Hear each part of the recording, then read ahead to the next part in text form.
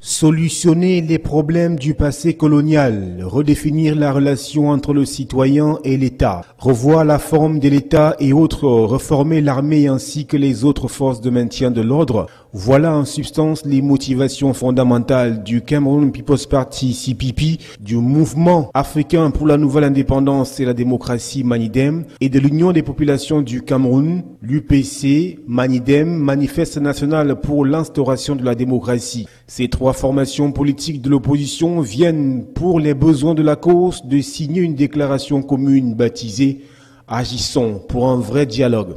Cette initiative trouve sa raison d'être dans la crise anglophone et surtout les conséquences désastreuses de ce problème qui peine à trouver une solution efficace et durable. C'est que cette crise, ajoutée au calvaire qui sévit dans le septentrion camerounais, impacte tous les secteurs. Les régions du nord-ouest et du sud-ouest enregistrent de graves pertes en vie humaine, des centaines de blessés, plus de 300 000 personnes déplacées et plus de 10 000 réfugiés selon les chiffres du Haut Commissariat des réfugiés HCR. Une situation alarmante qui amène le CPP, le Manidem et l'UPC Manidem à réclamer un dialogue inclusif, car après 57 ans de régimes néocoloniaux et dictatoriaux, il faut guérir la nation camerounaise du traumatisme de son passé colonial et de ses gouvernements oppressifs subséquents. Aussi, ces trois chapelles politiques appellent à la reconstruction des bases d'une nation moderne dans laquelle les droits humains fondamentaux sont garantis et protégés. Et pour y parvenir, la plateforme préconise la contribution d'un groupe de personnalités indépendantes devant jouer le rôle de facilitateur du fameux dialogue national inclusif dont elle appelle de tous ses vœux. Il s'agit des plénipotentiaires de nationalité africaine dont l'apport dans la conduite des processus électoraux ainsi que l'expérience dans la médiation des crises se situent au-dessus de tout soupçon.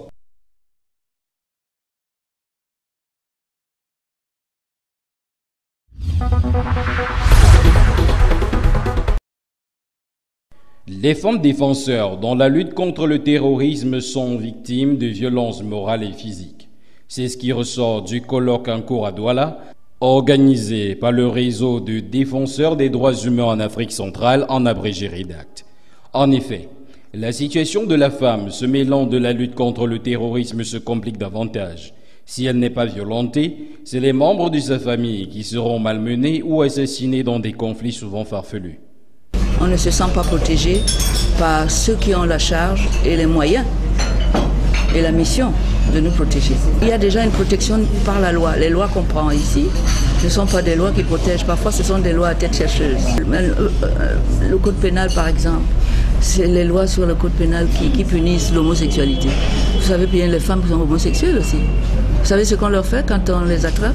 On leur met du piment dans le sexe.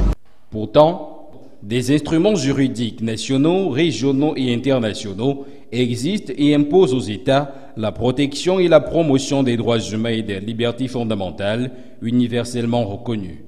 Le résultat obtenu est souvent très loin des attentes du peuple qui finit par perdre entière confiance au gouvernement et l'on craint bien que ce ne soit le cas du Cameroun. Le REDAC est là pour aider le gouvernement à respecter ses engagements internationaux, notamment la Déclaration universelle des droits de l'homme et tous les textes subséquents.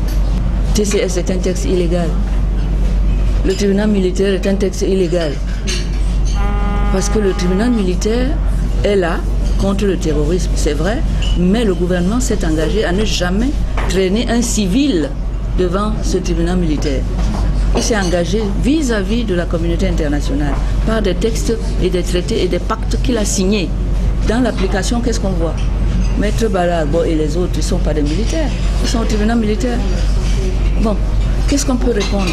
Moi, à ce moment-là, ce qui va se passer, c'est que le gouvernement va provoquer une crise de confiance totale entre lui et les populations. Le REDAC affirme qu'au Cameroun, les femmes défenseurs des droits de l'homme évoluent dans un contexte de restriction des libertés qui leur est imposé comme chape de plomb malgré les textes qui existent pour donner l'illusion d'une démocratie et d'un état de droit.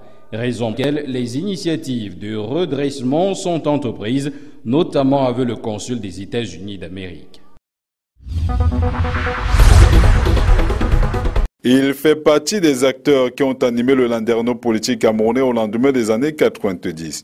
Célestin Bedzegui vient officiellement de déchirer l'acte de mariage qu'il unissait à Bello Bouba Maïgari à travers l'alliance entre le parti de l'Alliance libérale, en abrégé le PAL, et l'Union nationale pour la démocratie et le progrès, en abrégé UNDP.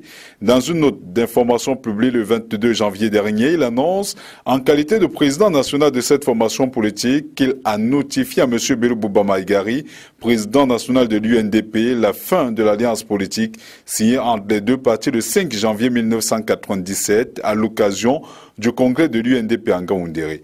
Célestin Bedzegui estime que le président de l'UNDP a réduit sa formation politique, membre de cette plateforme commune, au simple rôle de figurant, ce qui selon lui a suscité une profonde divergence politique entre les deux partis protagonistes.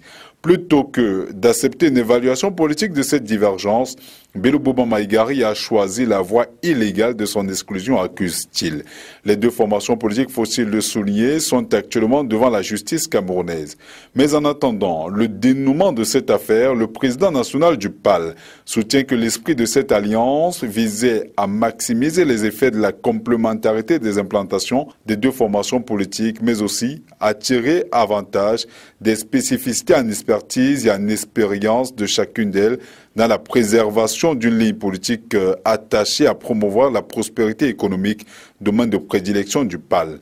Ce qu'on peut donc retenir à la lecture de cette note, c'est que le PAL recouvre sa totale liberté d'action sur la scène politique camerounaise. Il se dotera, à l'occasion d'assises qui se tiendront dans les prochains jours, d'une équipe de direction composée à une large majorité, souligne-t-il, de jeunes et accordant à l'équilibre des genres une attention toute particulière. Une séparation qui, soulignons-le, arrive au moment où de nombreuses formations politiques se mobilisent pour unir leurs forces face au parti au pouvoir, le Rassemblement démocratique du peuple camerounais, dans le cadre de la prochaine élection présidentielle.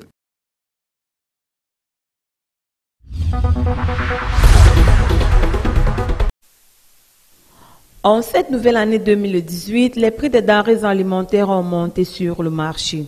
Pourtant, l'on se rappelle qu'après les émeutes de février 2008, le président de la République, Paul Biya, avait instruit son gouvernement de réduire les prix des produits de première nécessité, au rang desquels poissons, pain, riz, huile, savon, et la liste est loin d'être exhaustive. 10 ans après, il n'en est rien. Au contraire, les prix des denrées alimentaires n'ont cessé de croître au fil de ces années. C'est le cas au marché Dakar dans le 3e arrondissement de Douala, où l'absence du poisson maquereau en constitue une parfaite illustration. Je suis une braiseuse. Avant, nous, on achetait le poisson moins cher. Mais pour le moment-ci, le poisson est devenu cher et rare même. On ne voit même plus le maquereau sur le marché. Nous braisons maintenant les carpes et les bars. Il y a beaucoup de gens ne n'aiment pas les bars.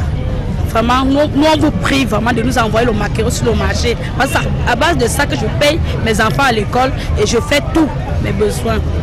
La situation est très alarmante car avec l'absence du poisson maquereau, très prisé des ménages, les consommateurs se retournent vers ce qu'ils qualifient de poissons chinois qui, eux aussi, ne sont pas à la portée de toutes les bourses.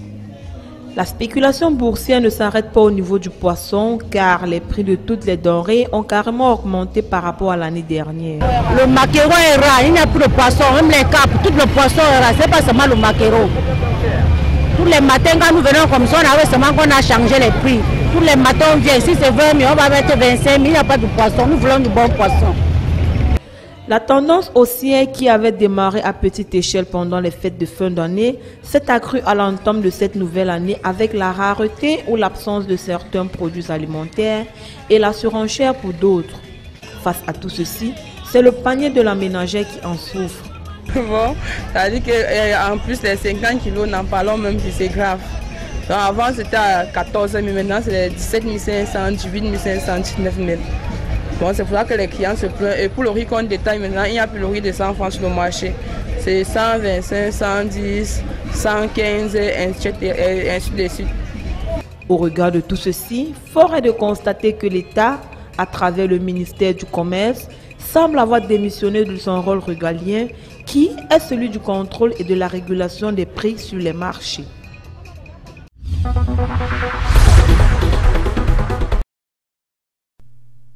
Les ingénieurs de l'université de Nairobi au Kenya viennent de construire le tout premier satellite kenyan qui sera lancé dans l'espace d'environ 2 mois. Avec cet appareil présenté comme un satellite artificiel de petite taille, le pays d'Uhuru Kenyatta devient aussi la 6e nation à entrer dans le club fermé des pays africains possédant leur propre satellite après l'Afrique du Sud, l'Égypte, le Nigeria, l'Algérie et le Maroc. Le satellite sera envoyé à la Station spatiale internationale en mars avant d'être mis en service 1 mois plus tard, essentiellement pour la supervision des activités agricoles et la surveillance des côtes kenyanes. La fabrication de l'appareil a bénéficié de la participation et du financement de l'agence d'exploitation aérospatiale japonaise. Une initiative louable et encourageante qui consacre et vante les fruits de la recherche de ce pays, contrairement au Cameroun, où des jeunes bien que dévoués à la recherche et à l'innovation font face à un déficit criard et manifeste d'accompagnement de l'État par le biais de son ministère compétent. L'on peut dans cet ordre d'idées nommer des innovateurs comme Divine Tinzo, l'inventeur de la décortiqueuse de pistache, Colbert Chakonte et son chap TV Quad, un super régulateur de tension à Tuzan et son très médiatisé cardiopathe, et bien d'autres qui sont moins connus dans l'aspect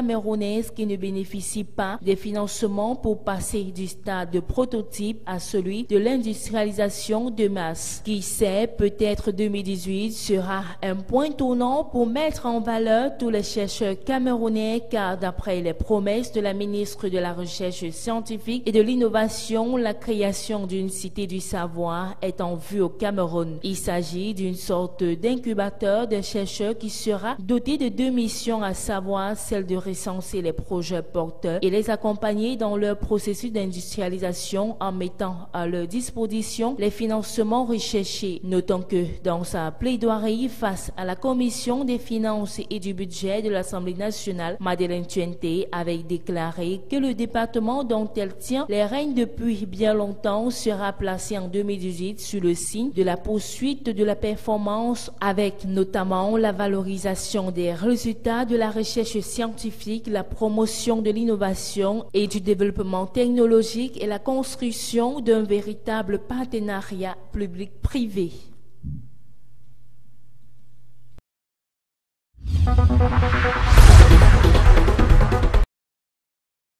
Deux mois et une dizaine de jours pour lancer les activités de la saison sportive 2018 au sein de toutes les fédérations sportives nationales. La circulaire numéro 001 du 19 janvier 2018 instituant le mois d'ouverture de saison des fédérations sportives civiles nationales, signée du patron des sports, est claire. La correspondance qui est adressée aux responsables des fédérations sonne comme une instruction, voire une injonction. Le ministre donne une période et plus encore 2 dates à respecter, celle du 20 janvier, mais surtout la fermeture le 31 mars. En un mot comme en mille, Pierre Ismaël Bidounkpat exige aux fédérations d'ouvrir leur saison sportive au cours de cette période bien précise et indiquée.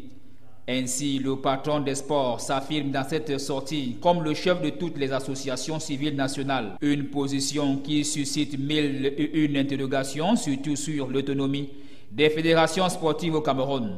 Au nom de quoi un ministre des Sports peut-il ordonner l'ouverture d'une saison dans une association privée dont le président est élu de manière démocratique?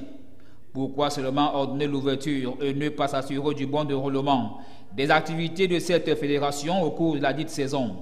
Pourquoi le ministre ne sanctionne-t-il pas ces fédérations qui n'organisent que 2 activités pendant l'année sportive, l'ouverture et la fermeture, le temps d'une accolade avec le président de la République en finale? Illustration, elles sont plus d'une fédération qui n'ont pas fonctionné de manière normale en 2017. On peut citer la FECA Natation et surtout la FECA Foot, toujours engluée dans les guerres. Par exemple, à la Ligue de football professionnel, un des démembrements, c'est le flou total. Après 3 reports, le général d'armée Pierre Semengue, président de la Ligue de football professionnel, est incapable de dire avec exactitude la date du coup d'envoi de la nouvelle saison sportive au sein de la structure qu'il dirige depuis 7 ans. Par ailleurs, cette instruction du patron des sports camerounais tombe au moment où plusieurs voix se lèvent au sein des fédérations pour exiger l'organisation des élections longtemps repoussées. Depuis 2016, les bureaux à la tête de la 50aine de fédérations sportives nationales sont arrivés au terme de leur mandat de 4 ans. Mais en février 2017, le ministre des Sports a pris la décision de proroger les 10 mandats. Avec cette dernière circulaire du 19 janvier 2018, nul doute que les esprits vont encore s'échauffer.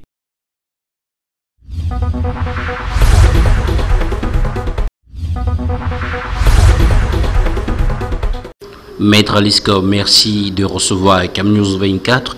Que pense le rédac du respect des droits de l'homme au Cameroun? Le rédac, d'abord, c'est pas une... Il faut bien qu'on soit clair là-dessus. Le rédac, vous pouvez payer tous les pays de l'Afrique centrale. Hein. Le rédac est là pour aider le gouvernement à respecter ses engagements internationaux, notamment la Déclaration universelle des droits de l'homme et tous les textes subséquents. Nous le rappelons quand ils sont violés, soit dans les textes qui prennent comme le texte sur le terrorisme, soit le texte sur le TCS. TCS est un texte illégal. Le tribunal militaire est un texte illégal. Parce que le tribunal militaire est là contre le terrorisme, c'est vrai, mais le gouvernement s'est engagé à ne jamais traîner un civil devant ce tribunal militaire. Il s'est engagé vis-à-vis de la communauté internationale par des textes et des traités et des pactes qu'il a signés. Dans l'application, qu'est-ce qu'on voit? Maître Balagbo et les autres, ils ne sont pas des militaires, ils sont au tribunal militaire. Bon, qu'est-ce qu'on peut répondre? Moi, à ce moment-là, ce qui va se passer, c'est que le gouvernement va provoquer une crise de confiance totale entre lui et les populations. Alors, quand ils viendront parler du vivre ensemble, ça va ressembler à quoi? Vous êtes en haut, vous parlez du vivre ensemble parce que vous êtes au soleil, vous mangez bien et tout. Vivre ensemble, ça veut dire continuer à supporter comme vous piétinez. Ça ne peut pas marcher. Ça ne peut pas. Il n'y a aucune volonté du gouvernement de faire les choses de manière à ce que tout le monde, à son niveau, soit servi avec ses petits moyens et voit le jour, voit le soleil se lever chez lui aussi. Alors, tant qu'il y aura toujours ce divorce entre les mots ou les écrits et les actes du gouvernement qui nous a dit que la vérité vient d'en haut, eh bien vous comprenez que la société camerounaise, elle est au bord de l'implosion. Hein. C'est une société qui est complètement divisée à cause de la façon dont elle est gérée. Où on vous dit une chose, vous vous dites ça y est, c'est un droit, je vais le défendre. Quand vous le défendez, on dit que vous déstabilisez avec les étrangers, vous déstabilisez le Cameroun. Moi je leur dis ça tout le temps. Je dis mais vous me dites que je déstabilise parce que j'ai des amis américains, Oui, je suis fière, heureusement qu'on les a. Mais Madame Biya, elle est quoi? Monsieur le Président de la République parle de quoi? De nos amis, c'est eux qui nous font vivre. Au lieu vous voyez, il va acheter des ordinateurs pour des milliards. Pour une année universitaire. Une année. Combien de milliards? Alors que s'il nous aimait, s'il pensait vraiment à nous, il aurait fait comme les autres. Il aurait demandé qu'on les fabrique ici. Pour donner du travail aux gens. Alors quand vous voyez ça, vous vous dites qu'il y a une haine établie entre le haut et le bas. Et le haut pour le bas. Et quand vous n'aimez pas quelqu'un, vous ne pouvez pas lui vouloir du bien. Donc on n'est pas sorti de l'auberge. Quand vous ne pouvez même pas parler à quelqu'un, d'ailleurs la première chose, quand vous n'aimez plus quelqu'un, vous ne lui parlez plus. Alors pourquoi est-ce que le dialogue, un simple dialogue, nous parler, est devenu si problématique que les étrangers doivent venir nous apprendre à nous parler? Après on va dire que c'est Maître Nkomeme et Redac qui déstabilisent le Cameroun. Où voulez-vous qu'on aille? Quand il y a un problème comme ça, ce sont les autres qui viennent supplier le président de nous aimer et de ne pas nous tuer. Donc il faut en parler, il faut dénoncer ça. Il faut qu'ils reviennent sur terre et qu'ils ne nous prennent pas pendant aussi longtemps pour des imbéciles de longue durée. Ça finit.